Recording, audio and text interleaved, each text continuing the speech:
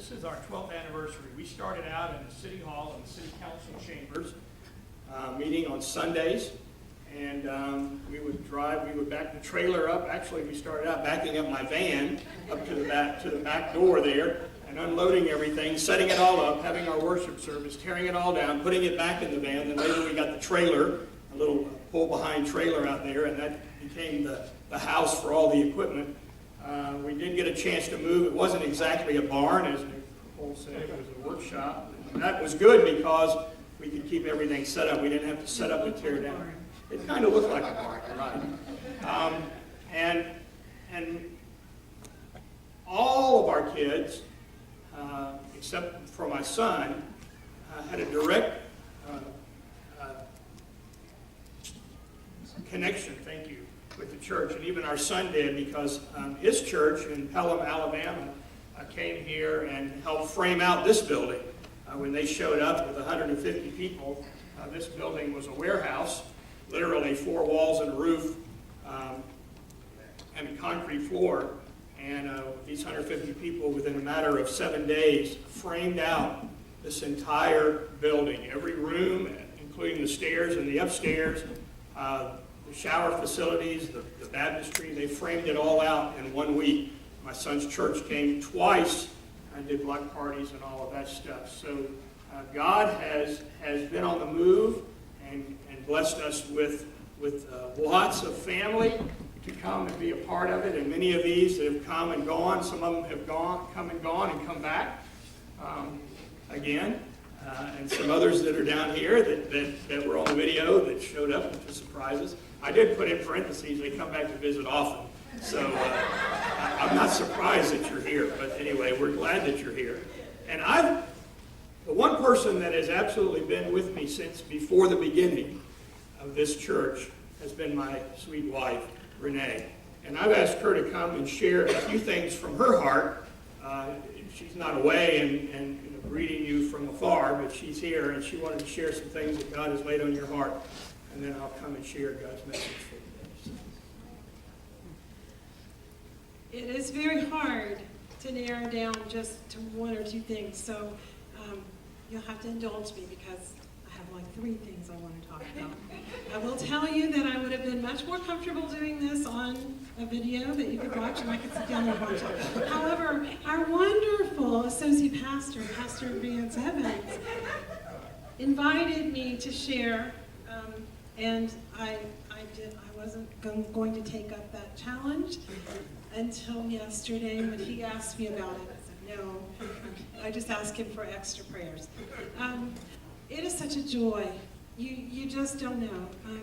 The past week or so, my husband and I have been working on the photo collages that are over here for the past 2 years. We didn't do it last year because of circumstances, but we caught it up. And in looking through all of those pictures to make those collages that hang in the hallway, it tells a story, it tells a history, it tells the process of ministry that has developed here, and it's just amazing.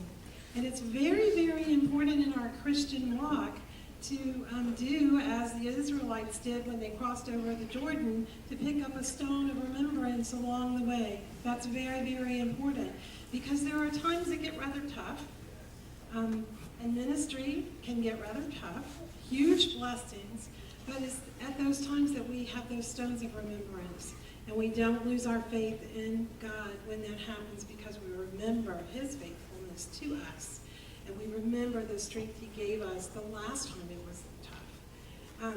But as I was looking through the digital files for these pictures, there was a file that I kept coming across, and most of you know that I'm retired from teaching school, but I have a file that's my school memories. And one of the files within that file is labeled, If I Know Then What I Know Now. Now that's the title of a book that I used to share with my students in class. But I've seen this file continuously over the last week, and I thought, how can I apply that right now? Because I always look for that application. If I'd known then what I know now, first of all, I might have gone the other direction. I might have run quick, you know. God gives us small, bite-sized pieces for a reason, because we have to trust him and because we don't have his supreme, ultimate understanding. We just have a little pinpoint view of it. But if I had known then what I know now, I might have tried very, very hard to jump time, to get from there to here, because it's so wonderful here, and I wouldn't really have wanted to travel the in-between times. But that was necessary, because if I had jump times, God's ways are perfect in all his ways, and there is such a perfect time to it, perfect timing to his plan for us. And so to get to where I am personally, and to get to where Living Waters is today, it was necessary to take the journey from the beginning and follow the path, all of his paths, to where we are today. Because we wouldn't be what we are today if we hadn't gone through those experiences along the way. And I know you hear both our pastors say that all the time. They say that whatever we have experienced in life has prepared us for what God has for us next. And that is true. It's really easy when you're older, and yes, we're older, to see that, because you get to look back on it. It's really hard when you're younger, but you have to just place your hand in God's hand. The other thing, if I'd known then what I know now, is the fact that God is encouraging us all the time. And we absolutely cannot argue with him, because his will is perfect. And there are times that even it doesn't matter how close you draw to God and he is all over you with his presence, every now and then something comes up and you go, really, God? Really? Is that really what you want? You have to be really careful, because there's some examples in the Bible of people who did that, and they don't get to talk for the next year when they do that. They have to wait for the baby to be born until God releases their tongue. But he has grown our faith so much, so much. And I don't know if you heard it, but there was a common theme through those who shared digitally for us, and they talked about the love that was felt here. I play a game with my children. I always win, and they know they have to let me win. But when they were little, and it's just continued, and even our son will do it, he'll indulge me sometimes, but at the end of a phone conversation, they'll say, I love you, Mom, and I'll say, but I love you more. And I got into something the other night with Nicole, because if you know Nicole, you know her husband, Devin, and so Devin's always in the background. So I said to her, you can't argue this with me, because I've known you longer than you know me, so I've loved you longer. It took her about 10 minutes, and she wrote back and she said, I'm warning you, Devin is helping me, but the thing is that the ratio of the time of my life, because I've loved you my whole life, and you haven't loved me your whole life, and so, and it was like 11:30 at night. I said, I'm your mother, I win. And she said, okay. But the point is here is that God has loved us our entire life. He has loved us before we were breathing on the face of this earth. He has loved us with an everlasting love. And I'm talking about David and I, we prayed a prayer several years ago when he first left seminary and came back into the Army.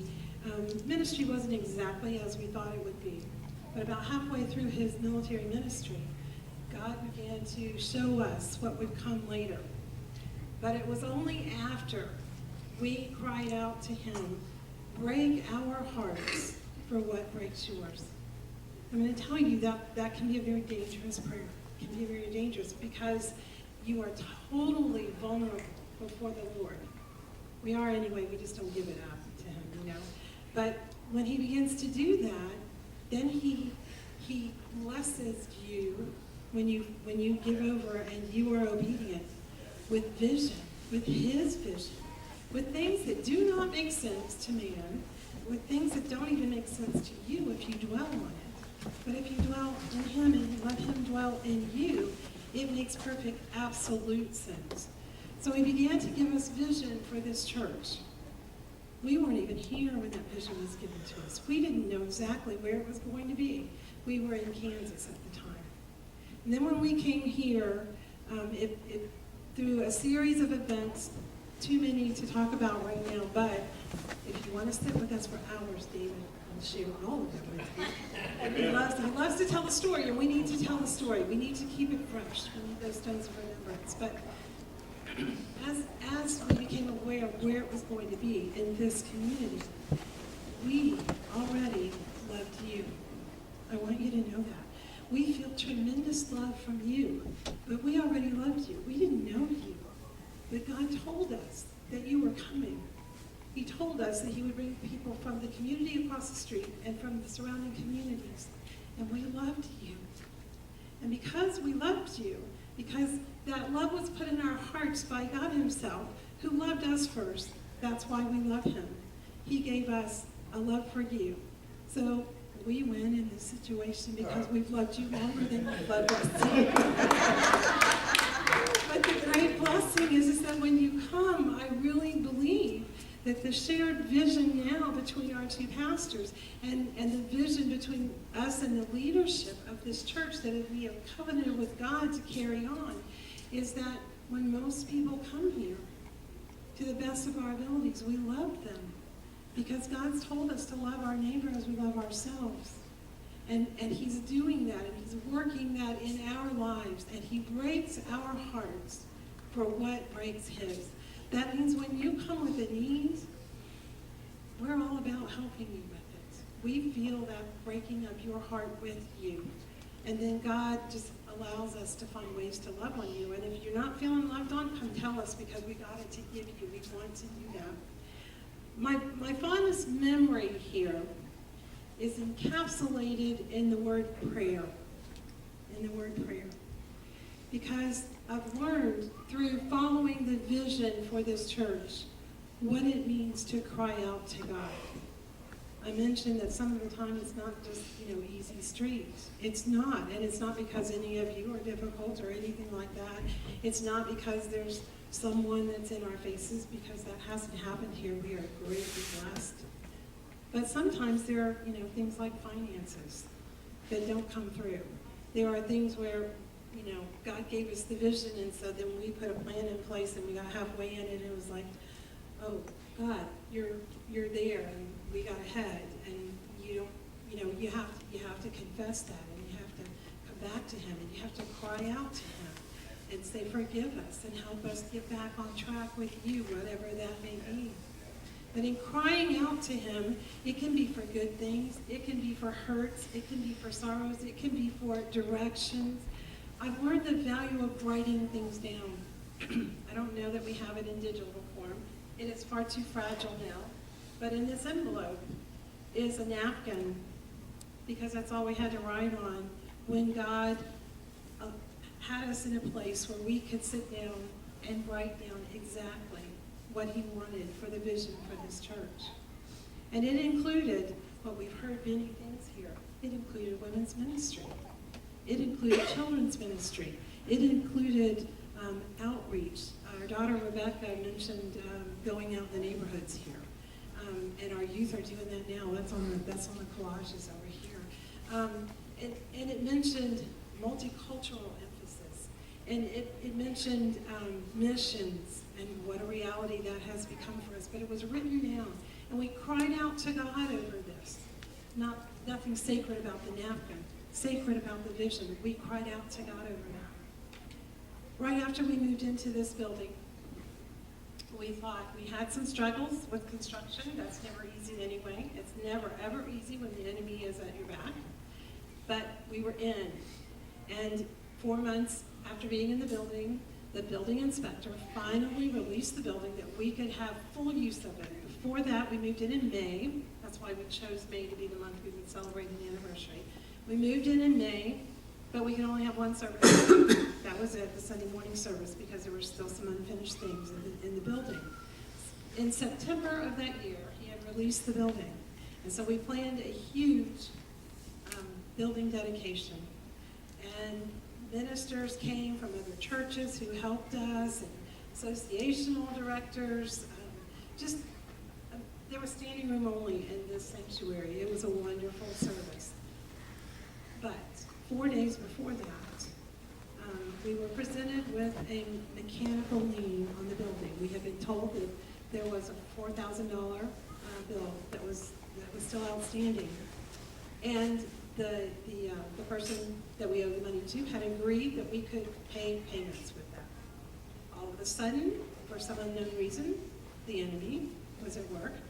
And we were told that we could not meet in this building. They would shut the building down unless we paid the $4,000. When I tell you that David and I had cried out to the Lord and that he broke our hearts for what breaks his, I'm also going to be very honest and transparent here that every financial resource we had, we poured into the church freely because God asked us to. We've learned that you can't outgive God. We never wanted for anything at all. We still don't. But we didn't even have the money to cover that, and we'd had a savings before it began. We didn't have it. We did not know what we were going to do. We had all these people coming. We have service planned. God, what is happening here? What is happening here? We want to celebrate and formalize the presence of this ministry here in Oak Grove. And we had a music practice here for the service, and David and I were in 2 separate cars, and all the way home, I was crying. I don't even know how I got home because I couldn't see through the tears. But all the way home, I was just, oh, Lord, what are we going to do? What are we going to do? How did we miss this? Who can we call? We've already asked our close family. They've given all they can, our supporters, all of this. What are we going to do? I got home ahead of David, and I could hardly make it in my house. I still remember the time. I felt God all over, but at the same time, I felt lonely in him. And I fell on my face in our living room. And I wept like I had never wept before. And I was crying out to him vocally. No one else was around. Why wouldn't it matter anyway? God, help us. Help us. What can we do? Just help us. We don't know what to do. How did we miss? What have we missed? What's going on and make the enemy go far away? He came home and found me there, and he joined me in that. He got up the next morning, and he sent an email out to everyone in his email list and told the problem. In less than 24 hours, $12,000 was donated to Living Waters. It was awesome. The power of crying out. The power of crying out to God. Now, that's so important, not because I think we're going to have a need like that again, although I don't know, but I know that God is mighty and that God is strong. And I know that I was begging him then, please help me keep my faith where it is, because at times like that, it's hard. And the enemy is in your ear going, see, this, I told you, you started 8 years ago, this is not, and you can only fight that so long because you're human.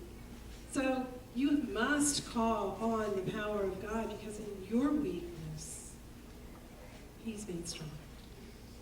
And then he shows up for you, and he shows out for you every single time, every single time. And I want that, what I'm talking to you about crying out to God, I want you to carry that into the next part of the ministry in Living Waters. Because the leadership here, the pastors, the women's group, my goodness, the prayers that have been answered there, but our prayers, God, we've been so bold lately to ask for results in 24 hours, and he doesn't. He doesn't. The integrity of the group, what's spoken there stays there. I think that's a huge part of it. But as we move forward in our continuing ministries, we are this close to all-out, full breakout of revival here. It's here. We met with the pastor down the road this week, and the man was his interim, but he is staying on there to help him as an advisor, and we talked about this. And he said, it's Brother Kent Workman, he said, you need to be careful. You need to be very careful, because in all of my years of ministry, I've been this close. Our congregation has felt this close, and it blows right past us, because the enemy seeps in. The enemy seeps in, and we can't let that happen. We can't let that happen. I shared something with the VBS group that the workers that showed up, which I'm so proud of them. We have such a unified staff this year.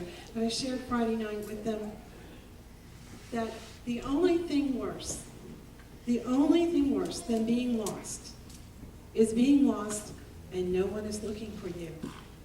Every single one of us in here that knows Christ, the reason that you do is because someone was looking to help you. Someone was looking to share with you. There is a whole community across the street with lost people in it. We need to be looking for them. They're lost and no one is looking for them. We need to be looking for them so that they can have the hope that we have and so that we don't miss revival. We need to be on our faces before God. We need to be crying out for that. I wanted to seal this morning with a special verse, and God is always good to provide it. It just kind of fell into my lap from one of my scripture cards that I keep. And as we cry out to God for this revival, as we come together and do that, moving into the next phase of our ministry here, our ministry here, it's not our ministry, it's not just ours, it's everyone's ministry here. That's what we're called to. The verse in Psalms 25, it's actually two verses, Psalm 25, 4 and 5. Show me your paths, Lord, teach me. Show me your ways, Lord, teach me your paths. That's just the first half. Show me your ways, Lord, teach me your paths. If we're going to experience revival, we need him to show us his ways. We need him to help draw us close to him and to teach us their paths. The second part of that is guide me in your truth and teach me. There's teach again. Guide me in your truth and teach me. If he's going to teach us, he will break our hearts for what breaks his. For you are God, my Savior, and my hope is in you all day long. My hope is in my Lord and Savior all day long. It is what birthed the vision. It's what birthed a marriage, really. Over 40 years ago now, and I am more than proud and blessed to be the pastor's wife, the senior pastor's wife in this church. But I am really humbled by your faithfulness here. I'm really humbled to be able to minister to you. And most of all, I'm humbled that God is allowing us to do this in this place. I love you all very much, more than you know. I love you more, and I win. Thank you.